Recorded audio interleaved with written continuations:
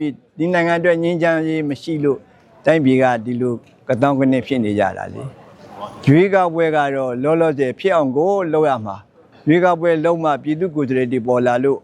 ပြည်သူ့ကိုယ်စားလှယ်တွေကရွေးချယ်တင်မြှောက်တဲ့လွတ်တော်တို့အစိုးရတို့တရားရေးမန်တိုင်းတို့စသဖြင့်ပေါ်လာမှာပေါ့နောက်လူတို့ဖွဲ့စည်းတွေတရားစုတွေပါညာစသဖြင့်အဲ့တော့ရွေးကောက်ပွဲကတော့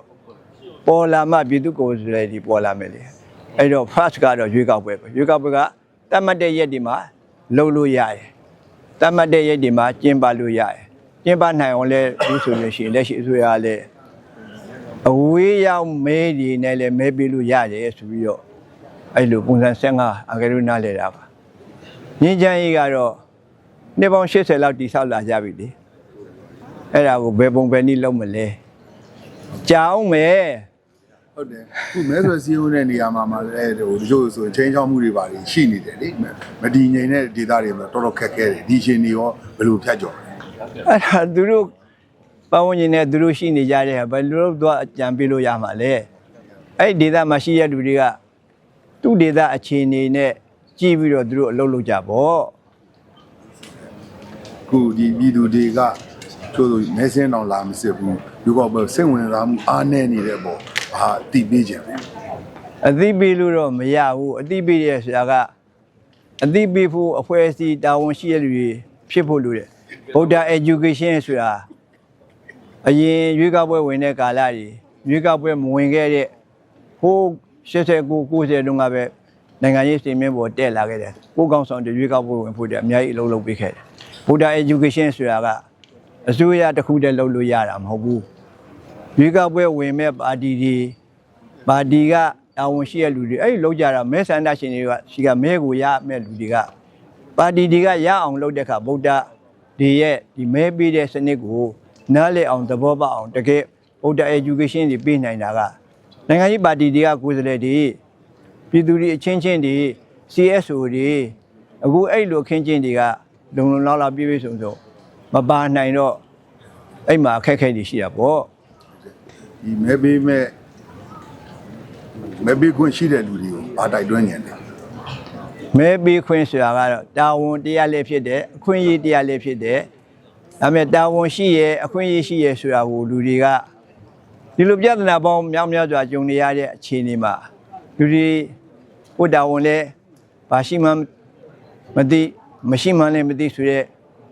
အခြေအနေတွေနဲ့လုံထွေးနေတဲ့လူတွေတော်တော်များများဖြစ်နေကြတယ်။နေရာဒေသအသီးသီးမှာလည်းစိုးရင်ကြောင်းကြမှုတွေနဲ့ဖြစ်နေကြတဲ့အခါရွေးကောက်ပွဲဆိုတဲ့အတန်တရားကူတော့တော်တော်လေးကြဲကြဲလောင်လောင်ပြောလာတဲ့အတွက်ကြောင့်လူတွေနိုင်ငံတော်မှာရွေးကောက်ပွဲရှိတယ်။ရွေးကောက်ပွဲငါတို့အရင်ကမဲပေးခဲ့တယ်။အရင်ရွေးကောက်ပွဲမှာမဲမပေးဘူးတဲ့လူကလည်းရွေးကောက်ပွဲရှိလာရင်အသက်အရွယ်ရောက်တဲ့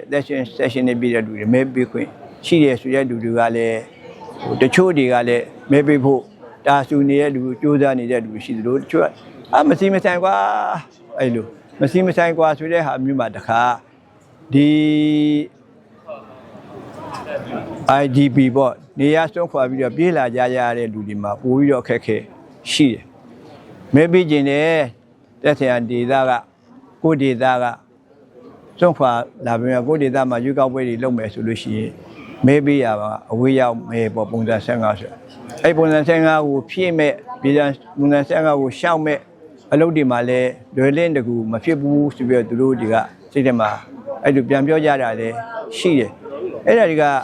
တက်ဆိုင်ရာဒီမြို့နယ်တို့ရပ်ကွက်တို့မှာရှိရတာဝန်ရှိတဲ့လူတွေကိုလည်းအပြစ်ပြောလို့လည်းမရဘူးသူတို့ခင်ဗျာကြီးလည်းဒီလုပ်ငန်းကျင်တဲ့ပတ်သက်ပြီးတော့နော်လေ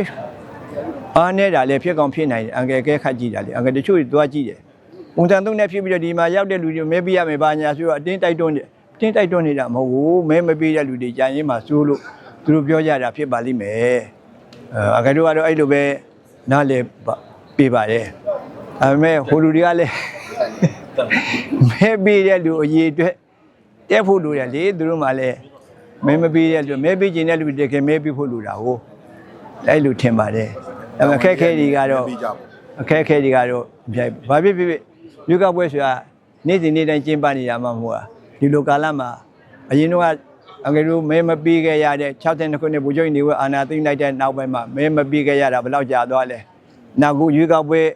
လုပ်တော့မယ်ဆိုတော့လေရွေးကောက်ပွဲလုပ်ရင်မဲပေးဖို့တာဝန်ရှိရဆိုတာပြည်သူတွေကိုလည်းပြောပြခြင်းပါတယ်မဲပေးတဲ့တာဝန်ရှိလို့မဲပေးတဲ့အတွက်ကြောင့်ကိုယ့်ရဲ့ရွေးချယ်တဲ့အခွင့်အရေးကိုလည်းကိုရသွားတယ်အဲ့တော့တာဝန်နဲ့အခွင့်အရေးဆိုတာတွဲပြီးတော့ရှိပါတယ်အခုရွေးကောက်ပွဲဟာနေ့စဉ်နေ့တိုင်းကြုံနေရတဲ့လုပ်ငန်းလည်းမဟုတ်ဘူးတတ်မှတ်တဲ့ကာလတစ်ခုမှရွေးကောက်ပွဲတွေကျင်းပလေးရှိတဲ့အတွက်ကြောင့်အဲ့တတ်မှတ်တဲ့ချိန်ကာလတတ်မှတ်တဲ့ရက်ဒီမှာမဲပေးဖို့တော့လိုတာပေါ့အခုဆိုလို့ရှိရင် pre-election လို့ခေါ်တဲ့ရွေးကောက်ပွဲအကြိုကာလမှာရွေးကောက်ပွဲဖြစ်အောင်ကျွန်တော်တို့တွေကကြိုးစားနေရဆိုတာအဲ့ဒီရွေးကောက်ပွဲလမ်းကြောင်းကတစ်ဆင့်ပြည်သူ့ကိုယ်စားလှယ်ဒီပေါ်လာမယ်ပြည်သူ့ကိုယ်စားလှယ်ကဘယ်လိုပဲဖြစ်ပြီးတော့ပြည်သူကရွေးကောက်လိုက်တဲ့လူတွေအဲ့တော့အပြောင်းလဲကိုပြည်တွင်းအပြောင်းလဲနိုင်ငံတကာနဲ့ဆက်ဆံတဲ့အပြောင်းလဲစသည်ဖြင့်ပေါ့လေအချင်းဒီအတိတ်တရလမ်းကြောင်းတည်းတရဖြစ်ကိုဖြစ်လာမယ်လို့အကယ်၍ယုံကြည်ပါတယ်